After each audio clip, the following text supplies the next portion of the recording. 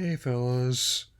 Well, my Pokemon Journeys streaming its second volume on Netflix soon, and more episodes.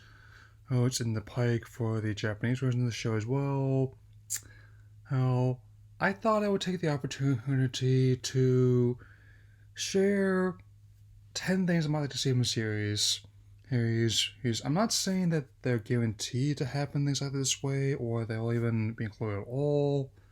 However, I will be stating that with how much this anime has shaken up the conventions of the series, it's actually been one of my most enjoyable series to date. I mean, hey, I definitely can further elaborate on this as I go in here. So let's get started with 10 things I'd like to see in Pokemon Journeys. Yeah.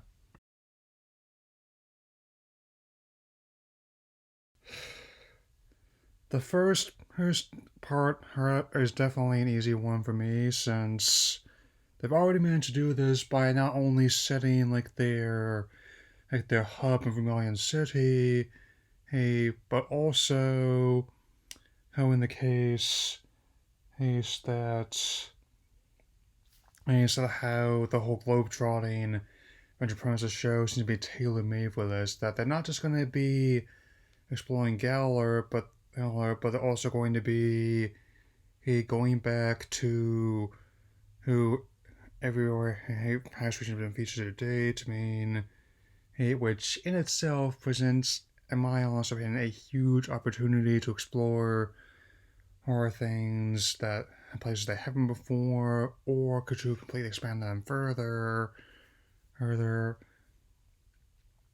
that, and if they weren't able to fully realize it the second time around, you know what I mean? So if they couldn't the first time, one easy way was one I wouldn't mind seeing is that for Fortress City hitting in in Hoenn, which notably did not feature the treehouse, which is one of the most distinctive parts in the games, both in the originals and the remakes.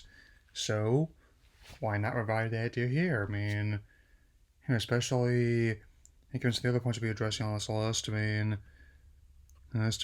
Especially you could see how someone, let's say Winona, would be eager to meet some of their flying Pokemon, or how she might get along with other leaders such as Faulkner or Skyla. I mean, which I think will be a nice little segue into my next point here.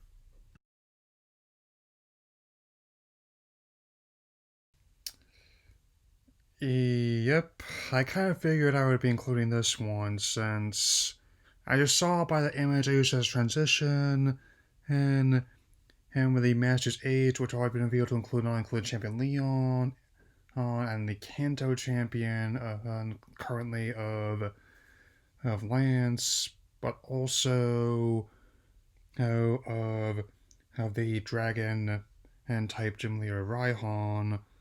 I mean, I'm definitely very much open to seeing how other ones factor into this. I mean, because one of my associates aimed that the other gym leaders will be coming different parts of the world to take part in the World Coronation series. But so far, apart from one exception, I'll be addressing my next point. The opposite has happened, where they're bringing in the other competitors there to Galar, and also showing how for the most part the other ladies have to stay in their hubs to who defend their titles. So I definitely would think that it would be great to see how other ones that would factor into this made sense.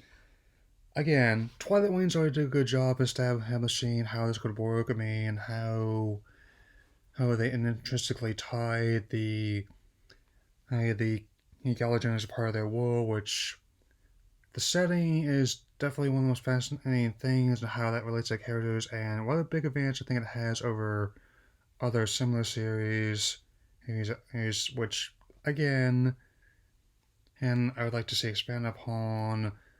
It's definitely going to be clear to me that if they want to keep going up, you're definitely going to have to really take these leads on some point, which naturally will bring me to my next point in this video.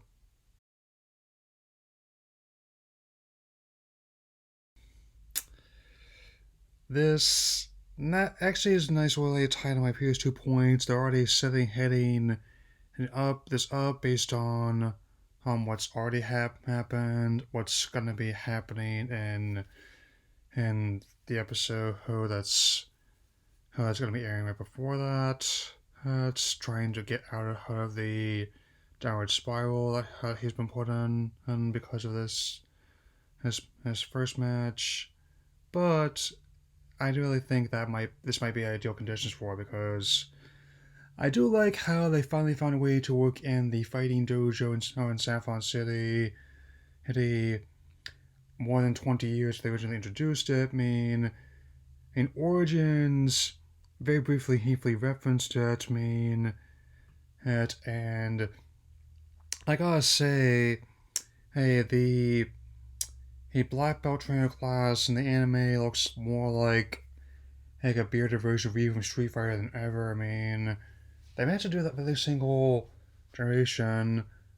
However, I think one of the things I might like to potentially see out of a rematch between Ash and B would be how he would fare on her turf and Stow-on-Side. I mean, I also want to have a little side. I wouldn't object to having Alistair in there either, but it'd be simple how we would split the difference. Like, you would fight B during the day and Alistair at night, but still, I mean,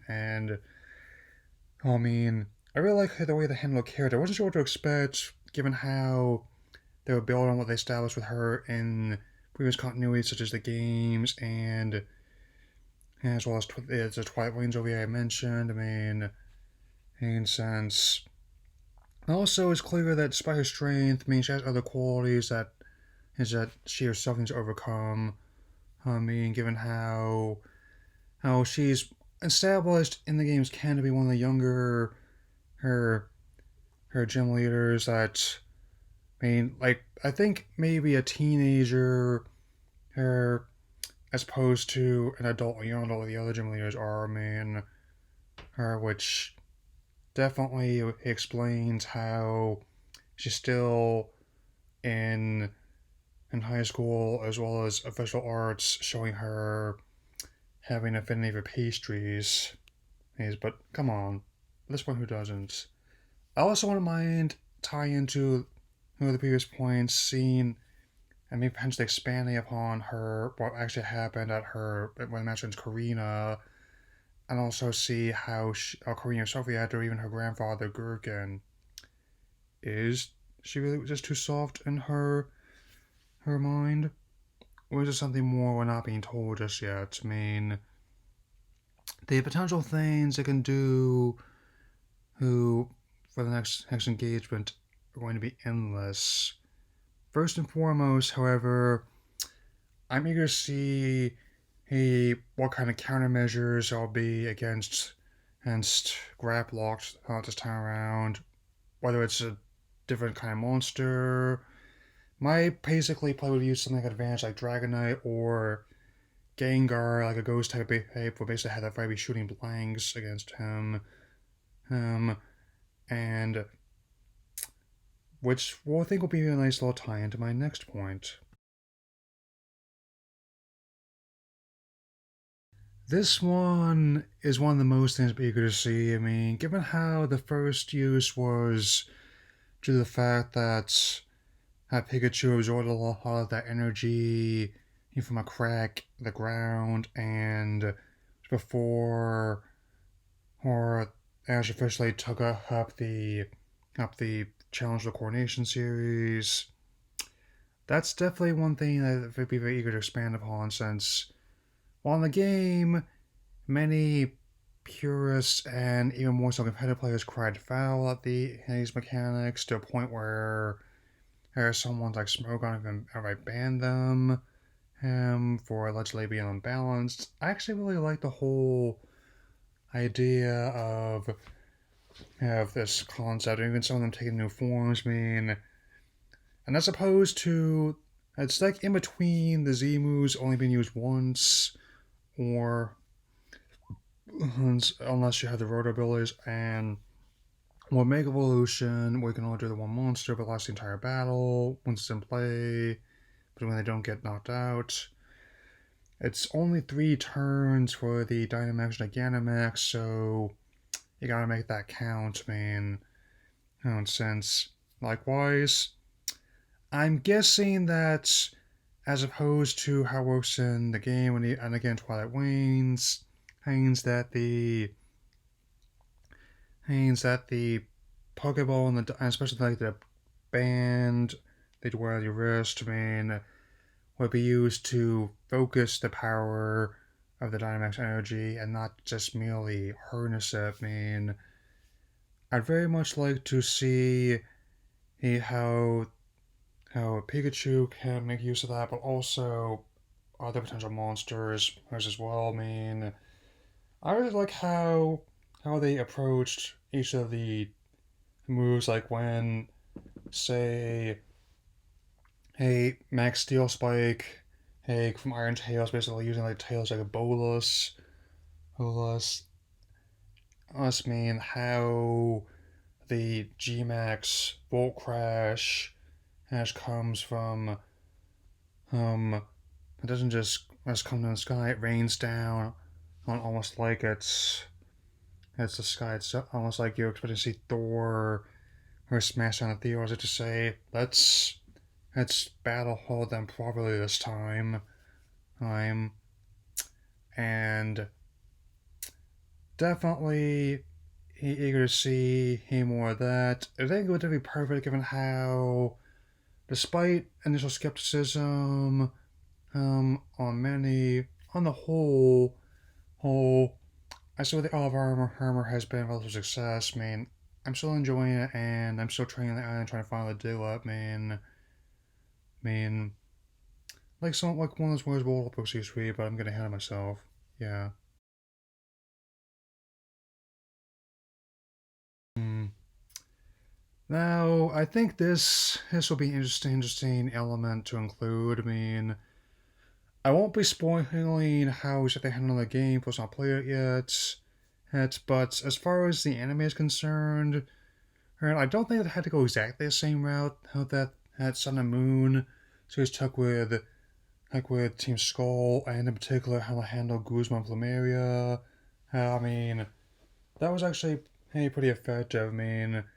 Given how with what we find out with Mari and her brother Piers, who's again, if you are curious as to who know more, or there's a whole section and I dedicated Spike move in my subconsciously hater review of Sword and Shield if you want to check that out later on. But I think that as villain factions, I'm not sure how the next one they're gonna try, maybe in Generation 9, whatever they got planned 20th anniversary, he I think made sense, and I did not take active part in discourse, as I personally thought like a lot of situations seem more designed to snuff out critical discussions of inspiring it. It's but it made sense in the sense given how there are a bunch of sports hooligans and punk rockers. Those 2 elements also fit the setting, which is heavily based in the UK and surrounding areas. And given how they were obnoxious loudmouths wearing face paint, tooting horns, waving banners, and not listening to what other people say, make your own assumptions. I think definitely they definitely make the lyrics to Eminem's "Stand" make sense, and especially given how that name's taken a meaning in recent years, especially. But whatever they decide to do, if they even include them at all, well, hopefully they'll find a way to make them work. Yep.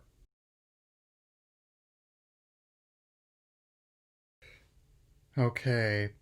So before I get too deep into this point, I would like to thank Deviant user Will Dynamo 55 Hi for the high quality image he screen grabbed, and I gotta say that I don't know about what people on Reddit were saying about comparing them to who Posh Spice and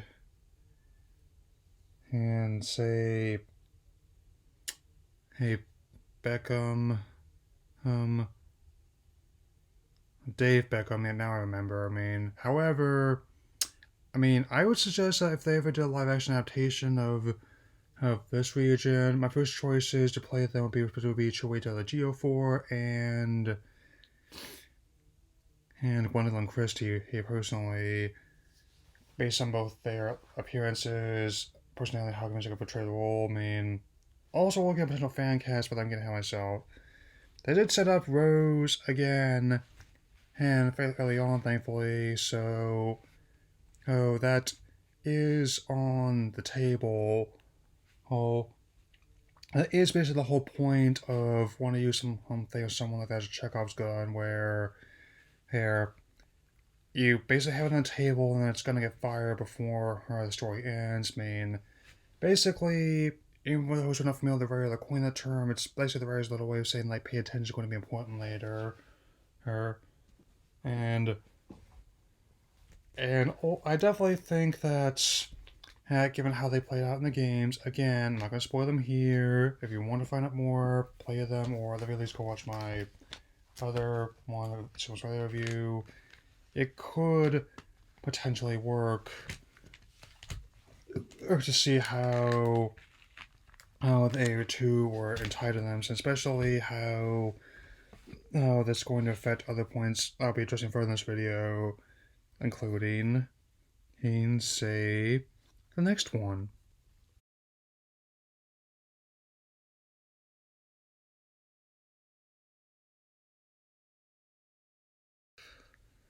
Okay, so now that I have that JoJo out of the way, I really like how this anime has handled these characters not just as fellow opponents, but also how, as I mentioned in my playing with Bede, it's kind of like also seen a bit of a rival as well.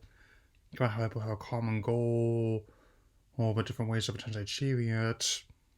Which always kind of like that dichotomy, and I'll probably be addressing this another video I've got in the pike about potential reversions of Gen 4, especially 25th anniversary getting closer every day. Hey, I am hoping that they'll find a way to make Bede work, especially. Again, I won't be spoiling exactly here. If you want to know, go play the games or watch my review on them. But I will say that on top of looking, it reminded me a lot of Giorno, both in looks and personality. It's like, especially like the hair, the facial expressions, and like the purple outfit initially. Heck, if he hadn't undergone that during the story of the games, I submit he much like Silver, he's arguably one of my favorite rivals since him. He could have just been like some clown makeup and green hair dye away from being the Joker. Which again is another character that's been showing a good example of how a character can change over time. So that's why I did my spoiler review for the 8th anniversary of his character first appearance of the comic. So yeah, and I definitely think he's also had one of the best battle themes since as well. Like a lot of our videos about how catch it is. There's even a lot of views in like the half-hour version of the song, man. Since but again, whether that's to include him, I guess not be a total stretch. Maybe it's not whole hot known about what he was like before the story's events in the game. I think there's only like a glimpse of him in the Twilight Wings OVA. Hey, but it's been established that he was essentially orphaned before he took the gym challenge and was sponsored for it. And not much is known about his parents that they had to give him up because they couldn't raise him themselves, man. So let's keep going.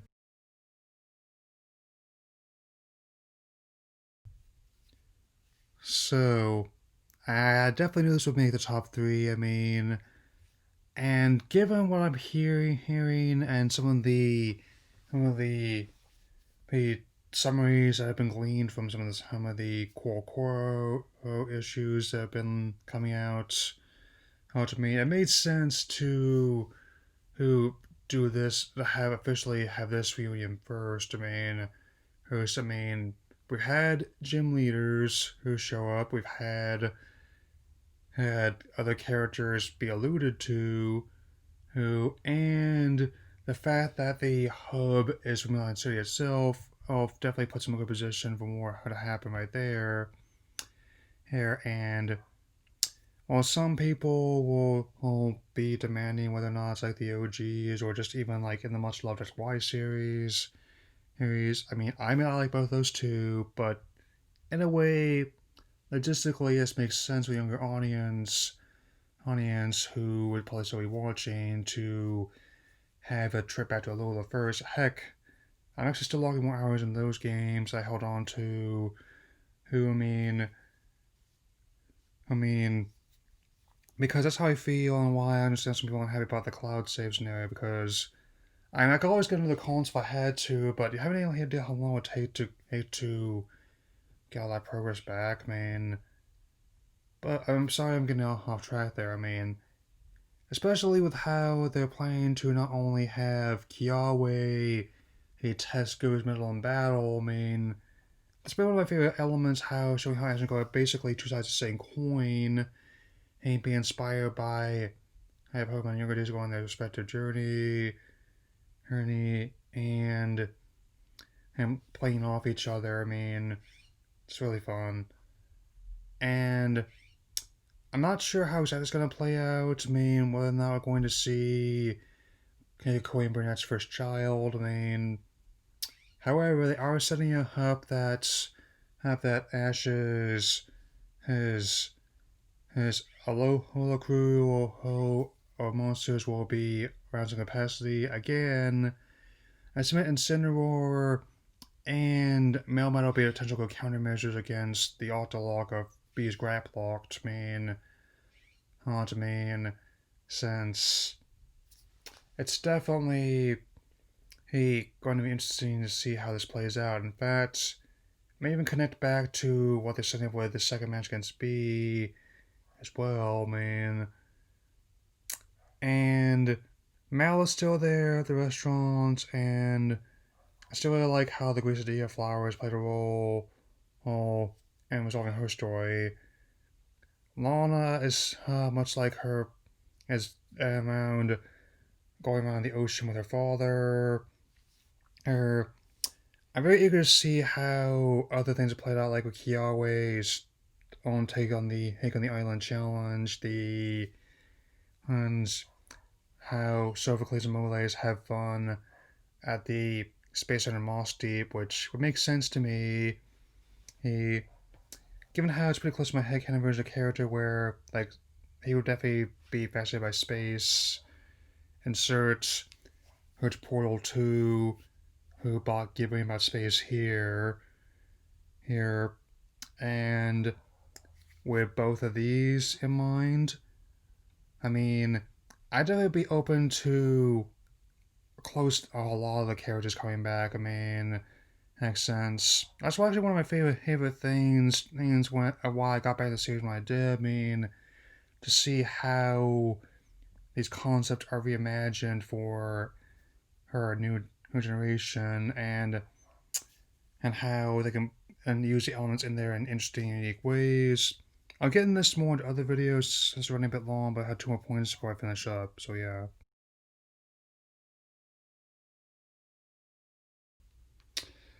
Okay, one of my last 2 points, it's one of my biggest ones, man. One of the things that actually intrigued me most, again, about how it's Chloe, or Koharu, she's known in the original Japanese dub, being the professor's daughter, or I mean, in some respects, she reminds me like a combination of Serena by way of the live action film of Tim's version of Tim Goodman.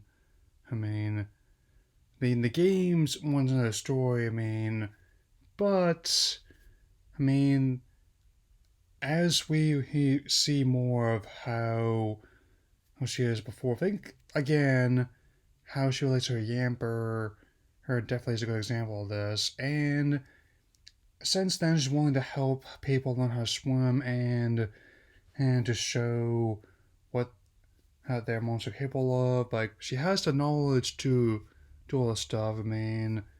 And initially she seems more distant compared to the other leads, but and again, that's I wasn't a big fan of how indecisive the anime version of May was, as I tend to be more. That's why I tend to favor her as opposed to other people more like the game manga version of Sapphire instead, and be with those traits with my hanging of her more. And but in this case, it actually made more sense, in sense she obviously has a different path, at least at this current point in time, but they seem to be setting up that should the opportunity arise, she's more than capable of rising the occasion. She reminds me a lot again, kind of a female character from My Hero Academia. There's a lot of similarities between in this anime and that one. I'm not sure what's gonna happen with that series, given how whether or not that they're gonna have to push season 5 past the usual October premiere dates because of what's going on. But if they had to understand why they did, yeah, fairly obvious reasons. And it's like they're trying to make sure they can do this safely. I'm seeing like they have, like, given how the animation's done digitally, hey, that's easier to work things out. Like they're setting up the recording booths, they don't have to be as close together. All these, and if they don't have an infrastructure, then you make one. It's that simple. And definitely hope that back on track that they'll be able to adapt to the challenge ahead, and whatever they decide to do with a character, if she's on a new adventure of her own or with Ashingo, I hope I'm there to see what they do, especially in the case of my number one pick.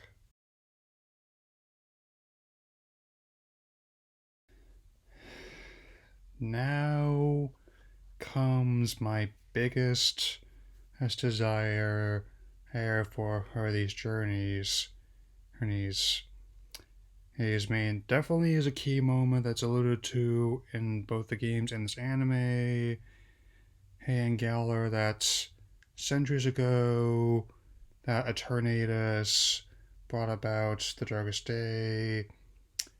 And the Sword and Shield were the ones that helped bring lights back to the world, they definitely handled the Necrozma story differently in Sun and Moon series. Like, he's made it less malevolent than it was before. Or it's obviously a case when they use Pokemon as a villain. There's a lot to it than that. Heck, I also like the Power of Us may have actually been the first time where they had a Pokemon movie where it didn't have any one antagonist. The closest they got, I think, were some hunters that were dispatched very quickly, but they made it so there was only, I think, one I think all the conflicts are caused by the characters in the story themselves, man.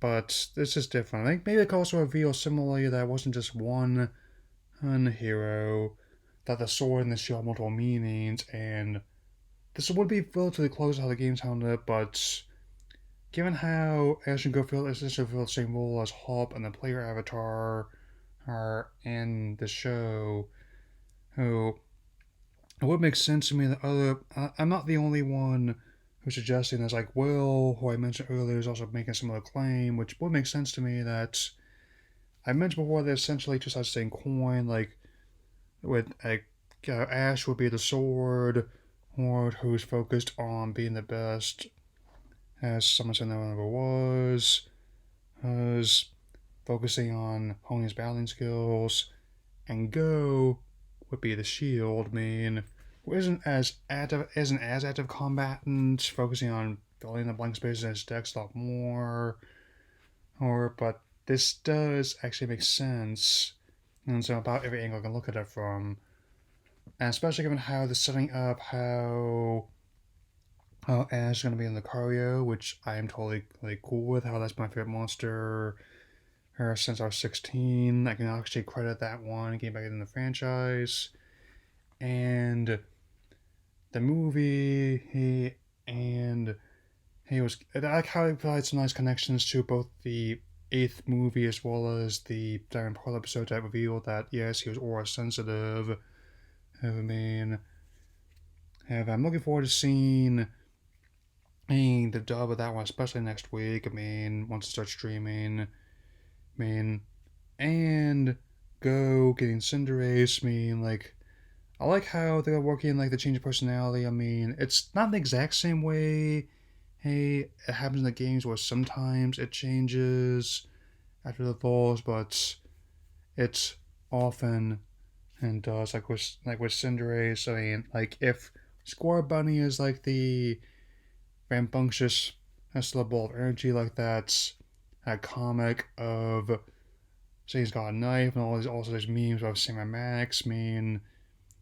Very underrated series. That I would recommend. Both in the games and the short-lived TV series. Whereas Animaniacs, you had all the classics, comedy, balancing out the the pop culture stuff with people getting blown up with dynamite or having anvils dropped on their head. Sam Max was much more existential in its comedy. It would fit right in with more newer shows like Adventure Time, regular show. Even OKK was Steven Universe having more trippy kind of stuff going on as well. But I'm getting off track again. Also, would be one of mine to sub on to one similar transformation, much like how Riley got that treatment in the last generation, where Basic would be a cute kid, Stage 1 would be an edgy teen, and Stage 2 would be a Dark Lord. In the case of the G-Max form of Inteleon, maybe One Man Army. I see all these jokes about Splatoon and Metal Gear, and especially 17 Fortress 2, highly means say professionals have standards. So whatever happens, it reminds me of what I could have told myself when I was younger when I thought there wasn't any lights. Sometimes in the darkest day, you had to be your own light. In my occasion, as I have said before, darkness rises, and light to meet it. And also, definitely looking for her to seeing how this plays out.